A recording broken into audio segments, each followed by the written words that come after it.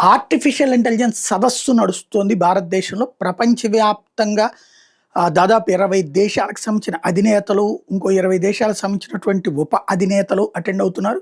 ప్రపంచవ్యాప్తంగా ఉన్నటువంటి artificial intelligence సీఈఓలు వీళ్ళందరూ కూడా అటెండ్ అవుతున్నారు.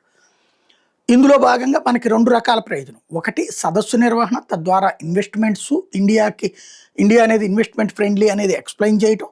దాంతోపాటు వరల్డ్ వైడ్ మార్పులకి కీలకమైనటువంటి అడుగు వేస్తుండటం. ఇంకోటి ఆయా దేశాల పాలకులతో ఇప్పుడు సులభంగా సమావేశాలు. అందులో భాగంగా ఫ్రాన్స్ అధ్యక్షుడు మ్యాక్రాన్ 3 రోజులు ఇండియాలో ఉండటానికి వచ్చాడు. అందులో ఆయన నిన్న సరదాగా ఏదైతే బాంబేలో జాగింగ్ చేశాడు, ఎంజాయ్ చేశాడు. ఆ తర్వాతన మోడీతో భేటీ. దాదాపు 21 ఒప్పందాల మీదన ఇద్దరు కలిసి చర్చించారు, సంతకం చేశారు.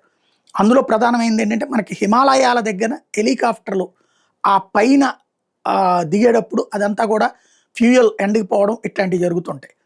ఎమర్జెన్సీకి వాడటానికి కొన్ని కొత్త పద్ధతులు ఉన్నాయి. కానీ ఫ్రాన్స్ దగ్గర మంచు కొండల పైన మామూలు హెలికాప్టర్ లాగా పనిచేయడానికి తగినటువంటి హెలికాప్టర్లు ఉన్నాయి.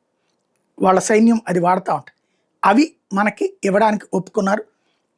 అలాగే ఇతర హెలికాప్టర్లు కూడా ఇండియాలో తయారు చేయడానికి స్కల్ప్ క్షిపణులు ఇండియాకి సరఫరా చేయడానికి ఒప్పుకుంది. బట్ 114 రఫేల్ యుద్ధ విమానాలకు సంబంధించి మొన్ననే defence acquisition council Rajnath Singh నేతృత్వంలో పర్మిషన్ కూడా ఇచ్చింది. దానికి సంబంధించిన ఒప్పందం అయితే నిన్న జరగలేదు. మ్యాక్రాన్ ఇవాళ రేపు కూడా ఉంటారు. రేపేమన్నా ఆ ఒప్పందం మీద సపరేట్గా సంతకాలు జరుగుతాయా చూడాల్సి ఉంది.